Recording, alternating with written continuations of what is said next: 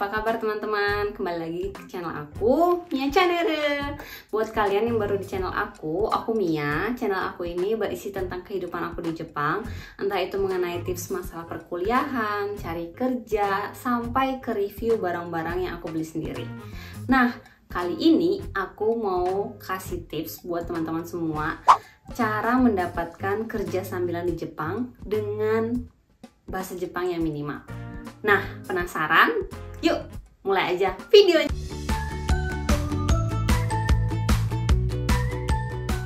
Sebelum masuk ke tips nomor 1, aku mau samain pendapat dulu nih. Menurut kalian, bahasa Jepang pas-pasan itu yang seperti apa sih? Yuk, komen di bawah. Kalau menurut aku, bahasa Jepang pas-pasan itu bahasa Jepang yang dimana kita agak susah untuk ngomong, tapi saat orang itu ngomong sama kita kayak tahu artinya, walaupun nggak secara keseluruhan ya, tapi kita seperti bisa berkomunikasi, kita ngerti apa yang dia omongin. Nah, aku sendiri baru bisa mengerti seperti itu setelah 6 bulan aku ada di Jepang, karena aku baru mulai belajar bahasa Jepang saat aku datang ke Jepang untuk S2. Jadi aku belajarnya di Jepang. Oh ya, seperti biasa aku akan membuat video ini berdasarkan segmen-segmen. Jadi kalau kalian butuh tips nomor 1 atau nomor 2 atau nomor 6, kalian tinggal scroll aja, dicepetin ke segmen nomor itu, nanti langsung bisa kalian dapat. Yuk, mulai ke tips nomor 1. Sebelum kita bisa mulai melamar pekerjaan, kita harus tahu dulu di mana sih cari pekerjaan ini. Nah, sebagai kita mahasiswa asing, hal paling pertama yang bisa kita lakukan adalah datang ke KOP kampus. Jadi itu semacam koperasi kampus. Biasanya ada lowongan pekerjaan walaupun jumlahnya itu sangat-sangat sedikit, tapi kalian bisa mencoba dari situ. Nah, selanjutnya kalau kalian sudah mulai pede dengan bahasa Jepang kalian bisa menemui kayak toko, restoran, minimarket. Biasanya nanti di sana akan ada lambang seperti ini. Nah, lambang ini menunjukkan kalau mereka lagi butuh pekerja. Tapi aku kan gak bisa bahasa Jepang, apalagi membaca, gimana caranya? Buat kalian yang bingung, gimana caranya baca pengumuman itu, kan aku nggak ngerti. Tenang, karena aku punya caranya dengan Google Translate di HP kalian. Jadi kalian tinggal foto dan di scan, nanti akan keluar bahasa Inggris maupun bahasa Indonesianya. Jadi gampang kan? Selain itu kalian bisa ke supermarket atau ke mall. Biasanya ada di sekitar lift atau escalator atau di sekitar pintu masuk. Biasanya akan ada kertas-kertas kayak gini. Ini isinya semua lowongan kerjaan dari di drugstore, di fashion, atau di tempat makanan. Semuanya ada di sekitar sini. Jadi tinggal dilihat. Aku sendiri waktu S2 semester pertama itu fokus untuk belajar bahasa Jepang. Kemudian semester keduanya aku mulai melamar pekerjaan. Aku kerja di Ryokan. Kalian tahu Ryokan ini adalah tradisional hotel di Jepang. Dan tugas aku adalah pas malam sebelum tamu tidur itu kita harus menggelar kasur. Kasurnya itu seperti ini. Jadi saat mereka makan malam, aku akan datang menggelar kasur. Harus bersih, licin, dan cepat. So kita cuma kayak punya waktu satu kamar itu hampir 5 menit gitu. Jadi aku akan kasih tahu kalian secara garis besar sepengetahuan aku grade gaji part time mulai dari yang paling kecil sampai yang paling besar. Yuk, jangan di stop. Oh ya, lupa. Sebelum aku list dari yang paling murah sampai yang paling besar gajinya, aku mau kasih tahu kalian, gaji part-time itu berbeda-beda tergantung tempat tinggal kalian. Jadi aku kan waktu S2 di Ehime Matsuyama, itu akan sangat berbeda gaji per jamnya, standarnya, dibandingkan kalau kalian tinggal di Tokyo, karena biaya hidupnya juga berbeda kan. Jadi aku akan kasih garis besarnya aja menurut jenis pekerjaan. Oke? Kita mulai dari gaji yang paling rendah, yaitu gaji di minimarket. Alasan minimarket ini paling rendah karena banyak sekali minimarket di Jepang. Jadi mungkin gajinya banyak orang yang mau, jadi gajinya nggak usah terlalu tinggi-tinggi, tetap banyak yang mau, ya nggak sih? Walaupun menurut aku dengan bahasa Jepang pas-pasan agak susah untuk masuk ke minimarket ini.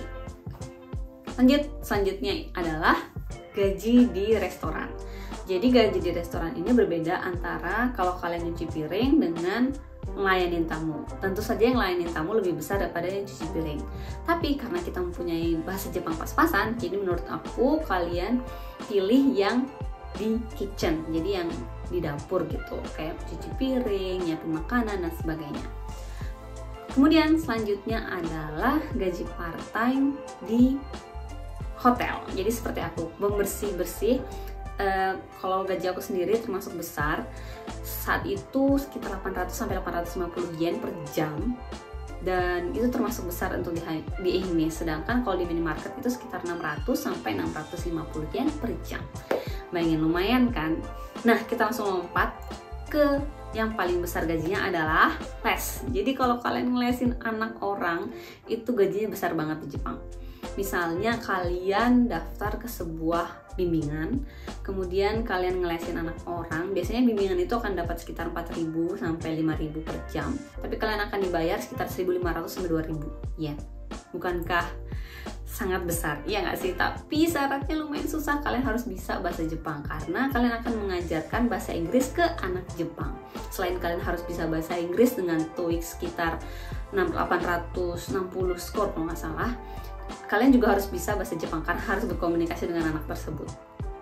Jadi mungkin itu pilihan paling terakhir kalian kalau kalian sudah bisa bahasa Jepang. Jadi menurut kamu aku harus daftar di mana? Kalau menurut aku lebih baik kamu daftar di kitchen atau di bersih-bersih kayak pengalaman aku, karena lebih mudah untuk melakukan pekerjaannya, tidak terlalu banyak omongan atau perintah dari atasan, cuma melakukan rutinitas dan emang sih tenaga tapi oke lah. Tips nomor 3 adalah ukur kemampuan bahasa Jepang kalian.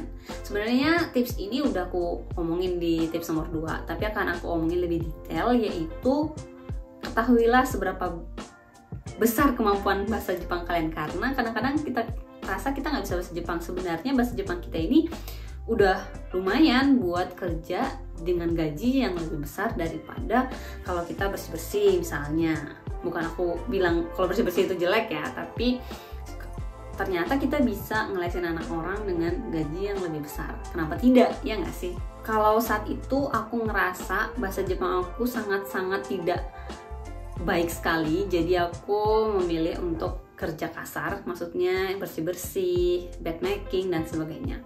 Tapi kalau aku bisa mutar kembali, aku akan cari kesempatan kayak ke restoran, karena kalau kita kerja di restoran, pegawai lainnya itu kebanyakan anak muda juga. Selain kita bisa berlatih bahasa Jepang bersama anak muda tersebut, kita bisa dapat teman orang Jepang, ya nggak?